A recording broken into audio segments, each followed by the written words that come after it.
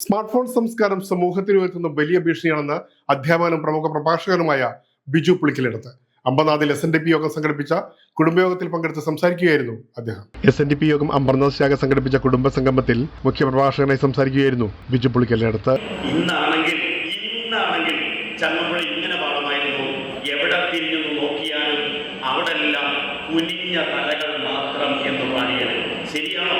5 minute സമയം കിട്ടിയാൽ നമ്മുടെ തല ഉയരുകയല്ല, നമ്മുടെ തല കുനിയുകയാണ്.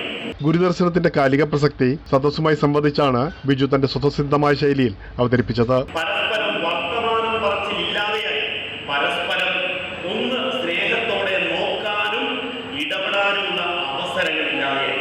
അത് ഒരു കുടുംബത്തിലല്ല, എല്ലാ കുടുംബത്തിലും. കഴിഞ്ഞ 3 പതിറ്റാണ്ടിലധികമായി ശ്രീനാരായണ ഗുരുദേവന്റെ ദർശനം പഠിച്ചും പഠിപ്പിച്ചും ഇന്ത്യയിലും വിദേശ രാജ്യങ്ങളിലുമായി ഗുരുധർമ്മ പ്രചാരണത്തിൽ സജീവമായി പ്രവർത്തിച്ചു വരികയും ചെയ്യുന്ന ബിജു പുളിക്കലെടുത്ത് മികച്ച അധ്യാപകനുള്ള പുരസ്കാര ജേതാവുമാണ്. SNDP യോഗം അമ്പർനാഥ് ശാഖ പ്രസിഡന്റ് MP അജയ്കുമാർ ഇത്തരം കുടുംബ സംഗമങ്ങളുടെ പ്രസക്തി ഓർമ്മപ്പെടുത്തി. പ്രദേശത്തെ ഇതര സംഘടനാ പ്രതിനിധികളടക്കം നിരവധി പേർ ചടങ്ങിൽ പങ്കെടുത്തു.